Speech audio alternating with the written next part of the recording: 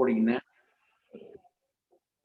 And we do welcome you here to GovDirections and our Gov School, the Entrepreneur Series. This is I think we're now going in the fifth week, week 4 of our summer school, where we've talked about a number of topics, and Professor Hanks, who's here with us, has led us through these discussions, including we've heard from Cynthia Harper. Dr. Harper talked to us about branding, communications, and capabilities, and we have that recording there online.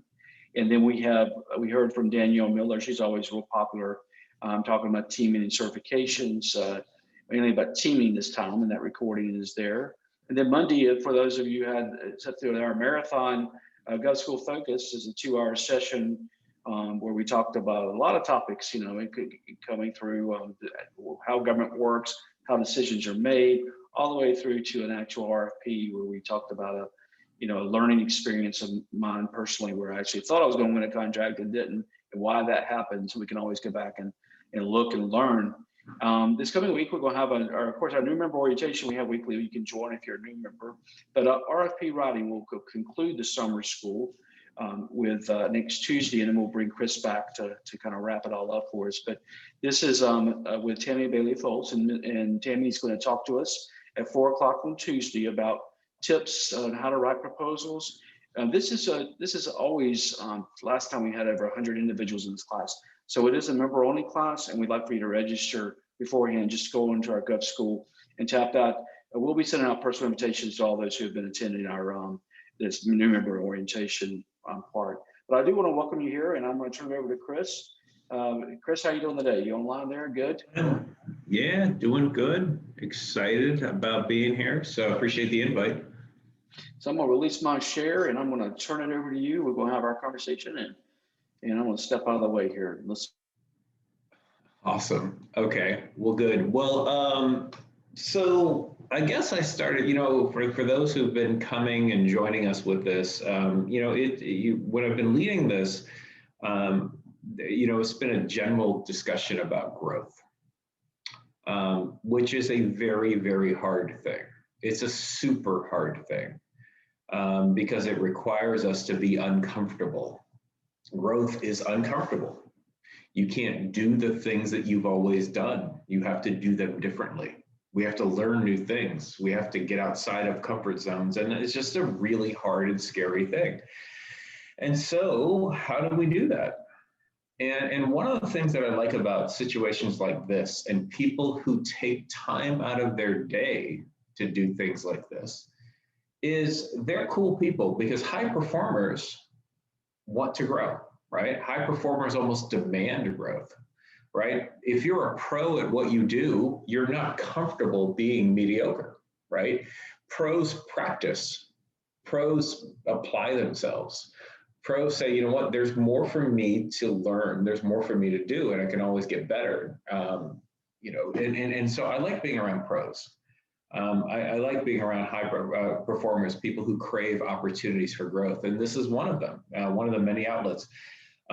Because think about all the opportunities that exist and how much hangs in the balance, and all of the expertise that you can access through GovDirections to get you to do business with the government and open channels and doors that you never thought possible. And I think that's really cool. I love thinking in terms of possibility. What's possible? So many people are really good at talking about the past. It is more rare to have somebody who can think about the future. And tell me about your future. Like, can you paint a picture of your future 6 months from now? What does that look like? Tell me exactly, in terms of time, in terms of money, in terms of significance, where you'll be and your business will be. That's hard to do. So a lot of us just don't do it. Thinking is a real hard thing. And so we don't do that. It's easier to talk about the past than describe a future that makes me want to follow you into it. So conversations like this are always kind of fun. So I'm going to start off with just some general sort of things. Ideally, I would love to have this more interactive, because when I'm just talking to a computer screen, I don't know if whatever I'm saying is resonating with the people that are on the call. I have no idea. So I'm just, so you have to talk in terms of sound bites and in terms of generalities. And that's not always, I think, the most impactful. But I thought I'd start today's session off with a question, because I don't think I've done that before. Start off with a question. And I think it's a good question. I have become a student of questions. Lao Tzu once said, an effective leader will run out of answers long before he or she runs out of questions. So I will take a good question over a good answer any day. And so, you know, because questions I'm not always smart enough to know the answers to, but it can serve as my kind of my North Star if I stay focused on it. And the example I usually give is like, you know, like, how do you become a good husband? Like, I've been married for 30 years, but I would never be able to answer that question and lead a seminar on being a good husband. But if I just ask the question, hey, is there something I can do today to be a better husband? I can guess at an answer. And that makes me better. So anyway, so the question that I was wondering is like, okay, what's a good question to maybe start this off with? And maybe it's not the best question, but I think it's intriguing. If I was doing what you're doing every day, would I be better? You know, if I was doing what you're doing every day, would I be better? And if the answer is not a resounding yes, then why is that? You know, then it just sounds like you're not really playing this game of business like a pro. Because it should be absolutely, okay, well, great. What are the 3 things that you do every day that shows me you're a pro? And what I'm afraid of, like I've never asked that question before, but here's my bet. If we went around and you told me the 3 things that you do, well, maybe I'll rephrase it this way. My bet is that's something we have to think about. And I think that that's kind of sad for all of us. Versus here's the 3 things that I'm doing that's ensuring my success. Boom, boom, boom. I do these things every single day without fail. I bet some of us would have to think about it. Well, you know, I mean, I just kind of get up, I do my best, and you talk in generalities. Okay, that's not how pros talk. I'll tell you what the textbook answer for this is supposed to be. So the textbook answer for the 3 things you are supposed to do every single day to be a pro, this is what the textbook would tell you. It comes down to 3 questions. What did I do today to drive revenue? So every single day you do something to drive revenue. What did I do today to drive revenue? Every day. You know, in business, there's a joke that they say, you know, revenue is the wonder drug in business because it cures so many ills. Hey, man, I got an accounting problem. I'll peel off some of that revenue and buy an accountant for a little bit and fix that accounting problem. You know, like revenue is a wonder drug. It cures many, many ills. So what did I do today to drive revenue? What did I do today to develop my people? Because there's only so much you can do on your own. And some of you, when you say my people, it doesn't always have to be employees. It could be 1099, it could be vendors, it could be suppliers, it could be your experts. Like, because you can't go far by yourself. You can't. You can't go far by yourself. You can go faster by yourself. Absolutely. A lot of times people say, you know, gosh, it's just faster for me to do it myself. By the time I explain to these people how to do it, you're right. You can go faster by yourself. You sure can't go far. And I would imagine, or I would hope that the things that you do are too important to leave just to you. They're bigger than just you. The mark you want to make on this world is bigger than just you. I'm hoping that's true for you. So, you know, the first one, what did I do today to drive revenue? What did I do today to develop my people? And the last one is, what did I do today to develop myself? You are the instrument in the art of entrepreneurship. You are. You have to get better or your results won't get better. It is very much a commitment to constantly learning and growing, because my lid to my future and my business is me, and I have to become a better me. And I've said this before at some of these sessions before. So for those who've been on this, you probably I'm trying really hard not to repeat myself, but I also forget. So So I apologize sometimes if I forget and I say the same thing, but I know for sure I've said this in a previous session, but I think it bears repeating. The biggest battle you fight every single day as an entrepreneur is the one in the mirror.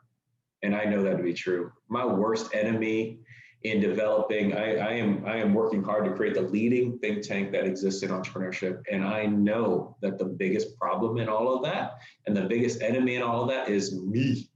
And if I could just fix me, I'd be set. But sometimes I get in the way. And so I have to develop myself. I have to work on me. So that's a hard thing. So that's what the textbooks would say. The three things, you drive revenue, something to drive revenue every day, something to develop your people, and something to develop yourself every single day, every day. That's the textbook answer. I don't know if that's the blanket answer for everybody. So maybe you have a better answer for where you are in this season of life, and that's awesome. But the point is, greatness is a hunt. And so I have to commit myself to do it every day. I've been kind of enjoying sometimes going at home at night and turning on the Olympics with my wife and watching that, and these people, they didn't show up there by accident, right? I mean, every day, training for this time, training every day. Why are we different as business owners? Why are we different? And I think the great ones aren't that different. They dedicate themselves to mastering themselves and mastering their businesses and mastering their industry to the extent that they can. They're a pro. That's what pros do. It doesn't happen by accident. There's very few, and I've been studying this for a long time, but there's very few like overnight kind of stories. There's a couple crazy ones. So, I bought this.com and, this .com got big and I was able to sell really quickly. I don't know, whatever. There's a couple of really weird stories, but for the most part, it doesn't get there by accident. GovDirections has been a journey for years. And so there's a reason why it's as successful as it is today, because it's been a grind for, every day for a long time. It doesn't happen overnight. Just like the Super Bowl, you watch the Super Bowl and people celebrate and they won the Super Bowl. They've been training for that moment since they were 6 years old, throwing the ball in the yard, playing with friends, trying to get better. It doesn't happen. So, sometimes we just have to sort of like, here's another thing that I know, that the way I think determines the outcome of my life. My thoughts shape my life. And so if I could think of myself like a pro, maybe I'll start acting like a pro, and then I'll start getting results like a pro. Because all of us want the results of a pro. I would love to have a pro athlete's salary and their house and the accolades and all those wonderful things, but it sure didn't come by accident. It doesn't come by accident. So growth is absolutely a commitment, And the difference between when you're starting a business, growth is how you're wired. It's about you, what you're good at. It becomes about how you're wired. And then growing an organization becomes like how you wire the organization. So it becomes different. That's another reason, one of the reasons why it's so hard to break out of it and why a lot of people never pass, a certain revenue amount. Getting above $10 million in sales is a really hard thing to do. It's a really hard thing to do. 0.4% of businesses get above 10 million in sales. So the people that I have in my thought leadership circles who are above 10 million, I got groups of people who are above 10 million. I mean, that's a very special place. It's like, hey man, you did something that very few people can. It's a hard thing. Businesses who surpass 1 million in sales, that's 4% of all businesses. That's 4%. You think, well, 1 million in sales, that doesn't sound as hard. You know what? That's 4% of all businesses. So, and I don't say that to frustrate people. Say, wow, it's a hard thing. Well, it's hard in that people aren't committed to growth. But if you're committed to it, and what if we met like every single week like this, and we talked to each other, we engaged with each other, we held each other accountable? How in the world would we not get better results? That would be a really cool thing. So I don't say that to sort of, demotivate. I'm hoping it will serve you to motivate. And it's like, you know what? Yeah. You know, again, but people who are pro, that's always the rarity, right? People who start off, you know, pro sports, being at the top of your game in your profession. I mean, those are always the more rare people versus the people who just want to trade time for dollars and just kind of get by, paycheck to paycheck. People who want to do the same old, you know, that's the majority. The majority of people, you know, are you know, and I don't say this in a negative way, but there's, you know, there's a mediocrity that sets in for a lot of people. And we are the people who say, you know what, let's rebel against that. And maybe I'm not as good as I want to be, but I'm better than last year. And let's just keep going. And let's keep applying ourselves and build something great. So, you know, a question that I asked a group last night is like, you know, are you guys better or are you just busier? You know, like sometimes we feel like we're getting better because we're busy, but sometimes busy and better are not the same concepts. And it's like, hey man, are you guys just getting busier or are we getting better? And let's dedicate ourselves to getting better. So let me throw out one more concept that I thought would be good, and I got a lot more content. And then I'm going to pause here for a minute and engage some questions and that kind of thing, because I don't want to go too long with just me sort of lecturing and talking at a computer. I don't like to talk at people. I like to talk with people, because here's what I've learned, and it took me a long time to learn this. I should have learned this when younger in life, but leadership is a dialogue, not a monologue. I used to think it was more of a monologue, but it's really a dialogue. Change happens with dialogue. It's very, you know, it's hard to change when it's just all one-sided. It has to be, we're having dialogue, we're wrestling, we're challenging, we're discussing. That's where real change happens sometimes. So another thought that I thought I would throw out there is, you know, a classic thought when it comes to growth. And I thought it was, I thought it would be good to throw out there because it's Jim Collins, Good to Great, coined the hedgehog concept. And I thought, well, you know, I haven't really thrown out many, you know, I've been throwing out in these past sessions all of my thoughts that I've gathered over the years about growth, but I didn't really point to other people's thoughts. And I thought, well, you know, who are people way smarter than me? And maybe I'll throw out some of their thoughts. And here's one, Jim Collins, the hedgehog concept, which basically, you know, in his study of good to great, meaning like, what's the difference between good and great companies? What's the difference? You know, like, let's study that and let's see if we can just steal from that. You know, Picasso once said, you know, good artists borrow, great artists steal. And I'm all about stealing. I will steal in a heartbeat, and I do not have an ethical problem with it. If you got a good idea, I'm like, man, that's cool. I love what you're doing with your employees. I'm gonna start doing that. Wow, that's amazing. Or hey, you know what? You said something insightful. It's like, wow, that's great. I want to apply that to my life. So anyway, so if we could steal from Jim Collins and all his research on what's the difference between good and great companies, and he came up with the hedgehog concept, which is basically great companies only focus on things that, you know, like, well, this is kind of weird, this gets all academic, but if you can imagine like 3 circles and where these circles intersect, that's what we should relentlessly focus on. And one of the circles is, you know, what do you do best? What is it that you and your company does best? What do you do better than anybody else? What is that thing that you do best? And, you know, and I think that's an interesting question. And I love to have discussions on that because I got all kinds of follow-up questions to a question like that. Like, what do you do best? But I'll just keep it simple, you know, because Jim Collins kept it simple. He's like, what do you do best? And that's the thing I'm going to write down and think about. It's like, okay, here's what I do best. Okay, great. But sometimes what we do best isn't the thing that we're passionate about. I could be really good at something, but you know what? But here's the thing that gets me jazzed. Here's the thing that I'm passionate about. And I love the word passion. It comes from the Latin word for pain. What are you willing to get hurt over, to get criticized for, to get made fun of, to stay up late and wake up early for? What are you willing to take hits for? So there's a difference between, okay, here's what we're best at. Here's what I'm really, really good at, I think.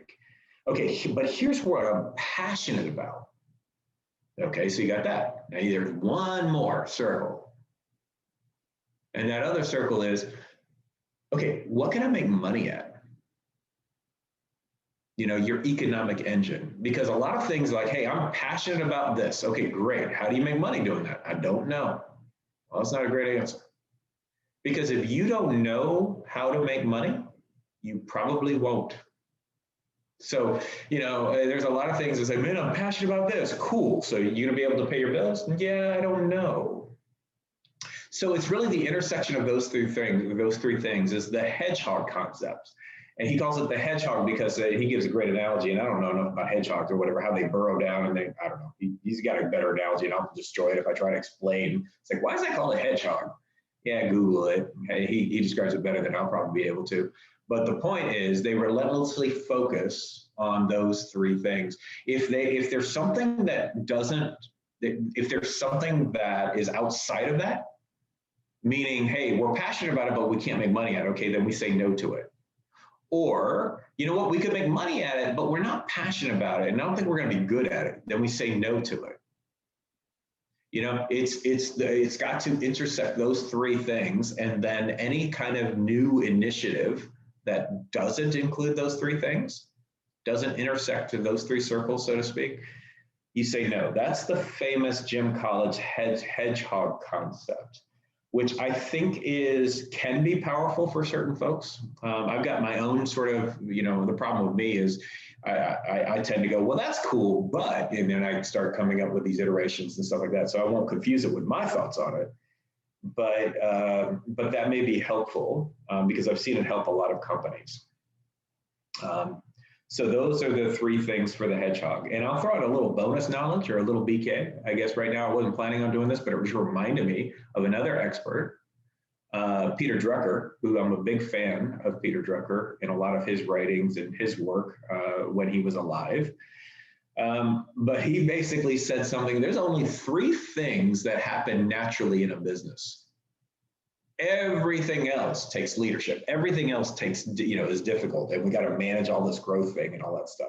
And I just thought it was kind of interesting. According to Peter Drucker, the only three things that happen naturally in a business is friction, confusion, and underperformance. And it was easy always for me to remember because it was just FUC. And I thought that was kind of funny. And I don't think that was intentional on Peter Drucker's part, but I was like, did he know? Could he add K to that and just kind of like make it real easy to remember? I don't know. But anyway, but according to him, it's friction, underperformance, and confusion. The only three things that happen naturally in a business, and everything else is going to take some leadership and some real work towards your growth.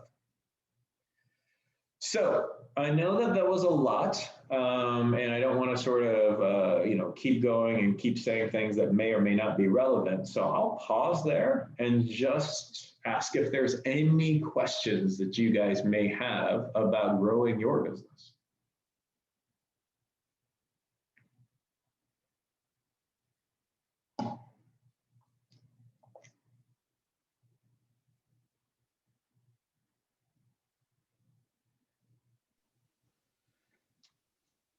Hey, Chris, I just want to start encouraging everybody to, you know, take advantage of the resource we have here. And if you do have questions, just raise your hand, or you can type some of those. You could also type in the chat box. People don't like the chat questions too, and I'll call them out.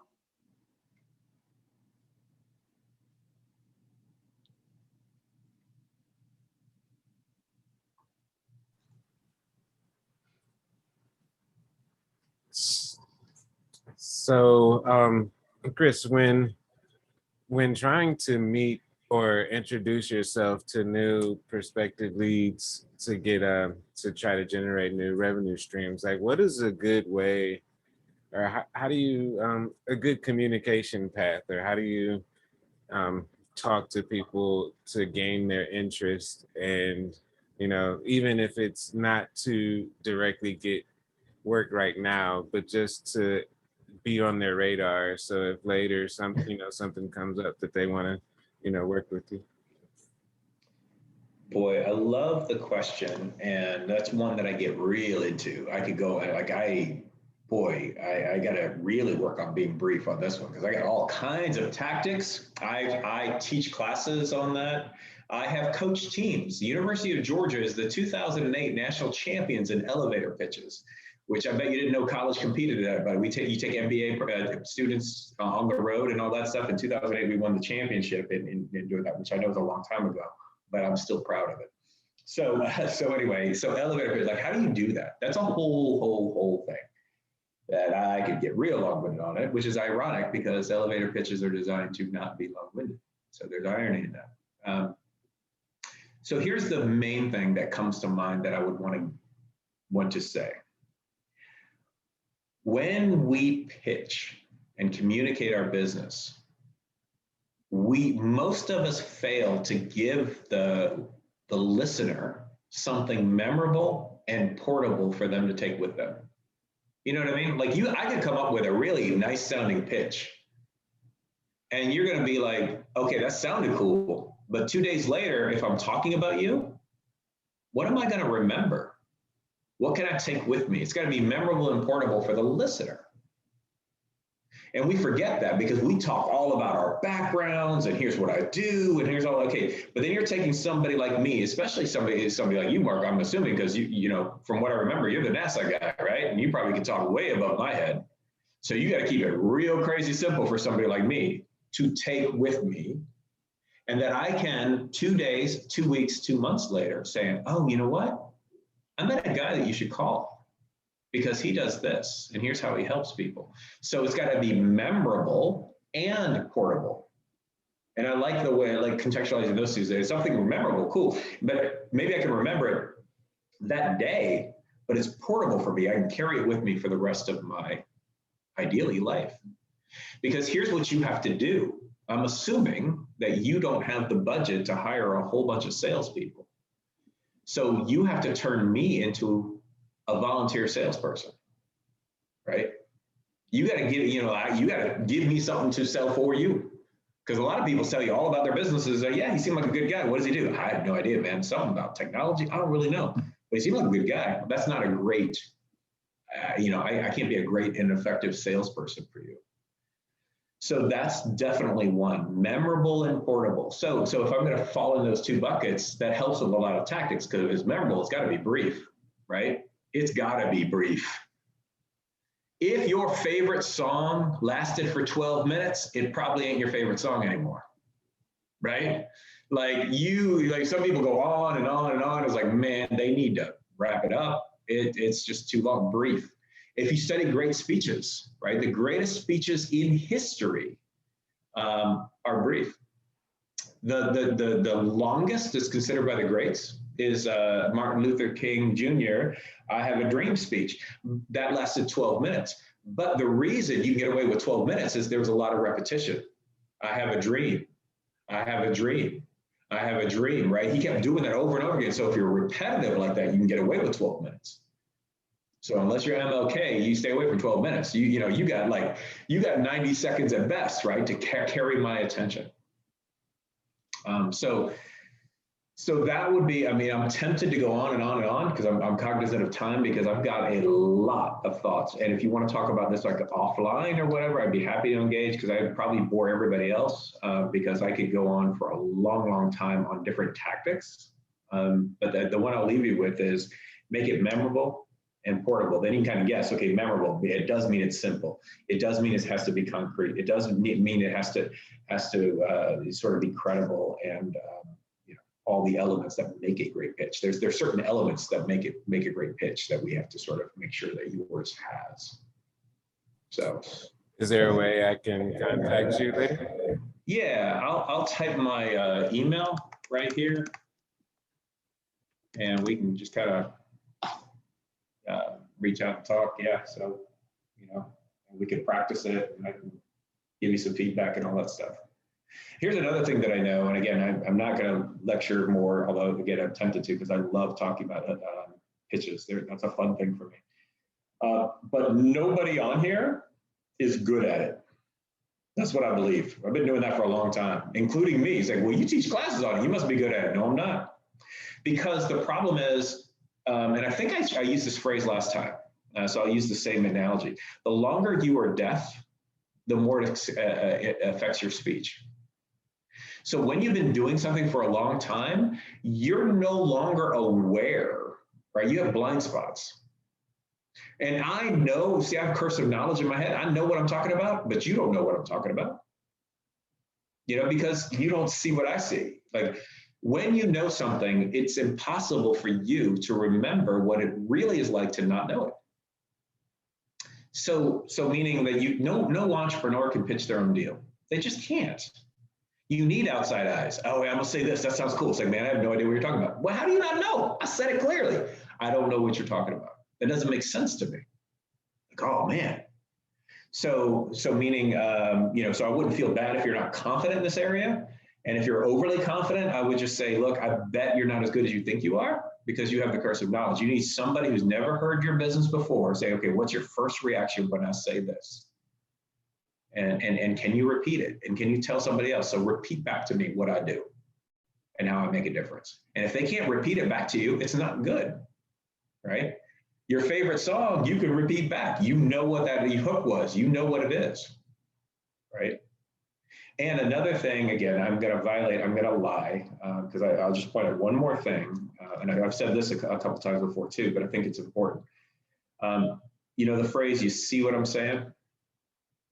It's so powerful. You got to let me see what you're saying. I got to see it. I got to see it. Picture. Don't tell me I'm going to be successful. I have no idea what that. You and I have different mental images of what success looks like. I can't see success. But you say, you hire me, you save $200,000 a year, guaranteed. I can see that. See what I'm saying? Our subconscious thinks in terms of pictures, not words. That's why I love that phrase, you see what I'm saying, because it is a good reference check. If I can't see what you're saying, there's no way I'm gonna remember it. And it's not gonna impact me. It's not gonna put goosebumps on my arm. It's not gonna be excited about you if I can't see it. I gotta see what you're saying, always.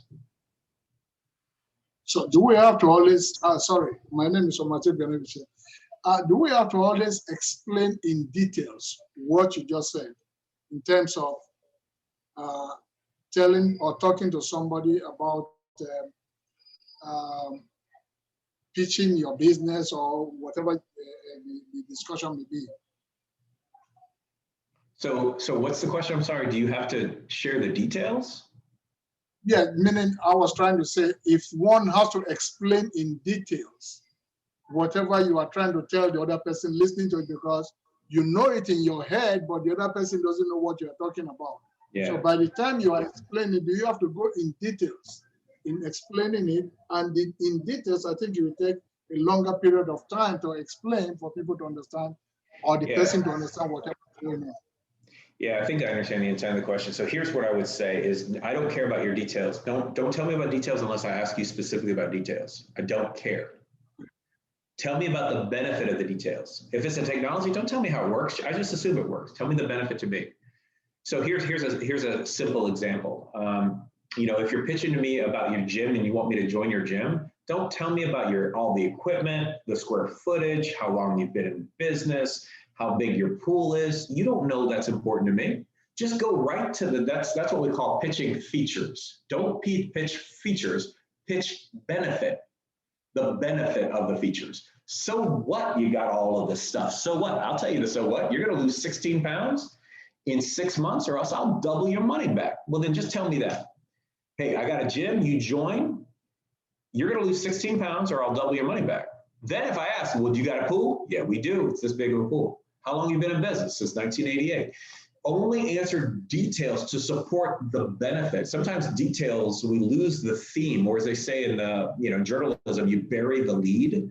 Don't do that. Details just serve to confuse. What's the benefit of the details? My technology has this benefit for you. Don't tell me how it's done unless I ask.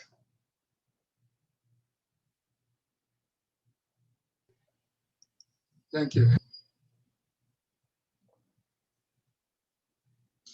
Another question, something I missed when you were talking about Peter Dragg, about the book, the 3 things he said he uses, or he said. I missed that. 3 things, I'm sorry, was it Collins or Drugger? Drugger. Oh, yeah. It Oh, was. sorry. Is that the one, the friction, confusion, and underperformance? Okay, friction, confusion, Friction, underperformance. confusion, underperformance. Yeah, those were the 3 Drucker things. Yeah. And, performance. Yeah.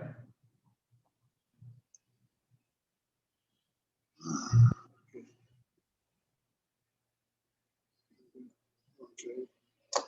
Questions.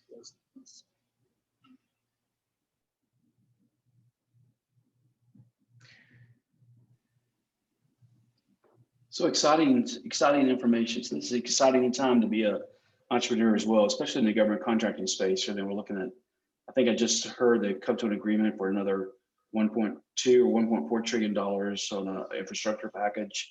So there's a lot of money flowing over the next year, and so on top of the already 7 to 8 trillion that's in this market space. So it's be ready, Well, and Mark, just to pick up on that, and again, I one of the things that I'm trying to get better at is challenging the way people think. I don't want to necessarily inform you as much as I just want to change the lens in which you're viewing the information. So this is my attempt to do that. Because I know for some of you say, wow, that's a lot of money. I need to get some of that money. And it just feels overwhelming at times, especially if you're struggling and you're just starting as an entrepreneur and you don't have many resources. But here's arguably you may think this is a weird way to think about it, but this is how I challenge all of my students to think about starting their businesses. All of the money that you need to grow your business or start your business is already in the bank. It's already in the bank. It just happens to be in somebody else's bank. And all you got to do is provide some kind of value. You got to be able to demonstrate and communicate value in a way that just moves that money from that bank to your bank.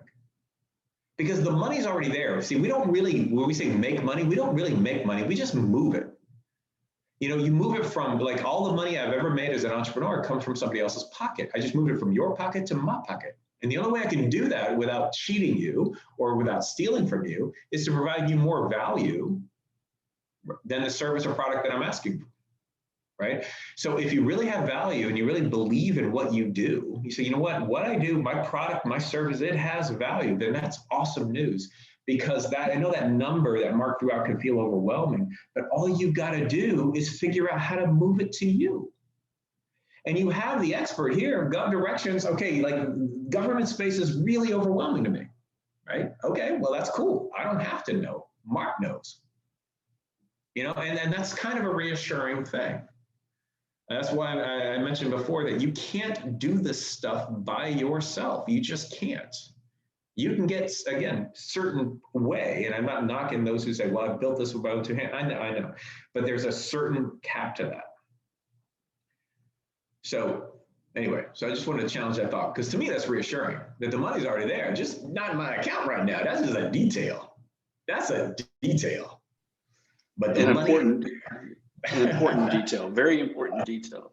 So, but speaking of that, I'll kind of bring us to a conclusion, because next week we're going to be meeting with Tammy Bailey Folds, and she really explains to you how you make that bank transfer. So join in next Tuesday at 4 o'clock. She's going to spend an hour with us, giving us those tips for writing RFPs and responding to them. She is very well thought of and sought after for this topic. So I want to make sure you join us there. Any final comments, Chris? Nothing that I think is that compelling. Maybe I'll sort of end it on a rule of 3, since I was doing these 3 things from Drucker, the 3 things from Collins. Maybe I'll throw out another 3. And I honestly can't remember who coined this. It's come from a book, so I can't remember the author, but this is not an original thought. But I've been looking at, like, you've heard of, in working with veterans, right? Post-traumatic stress.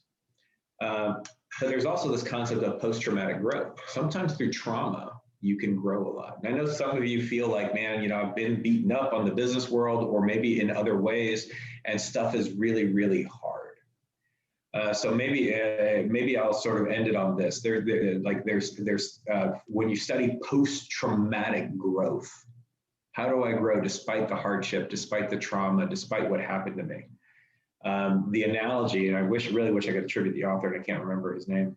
But the question is, it sounds a little bit weird. Are you a Christmas ornament? Are you an orange? Or are you a Super Bowl? You drop a Christmas ornament, you're shattered.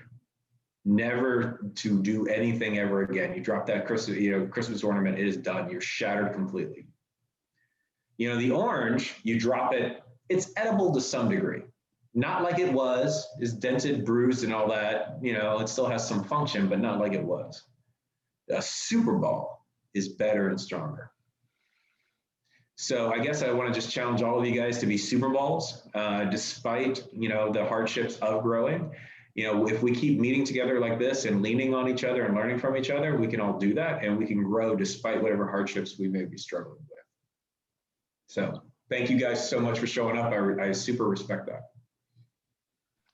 So thank everyone, and yes, we hope to see you. Chris will be back with us next Wednesday, same time. So please join us. I'm going to stop this recording.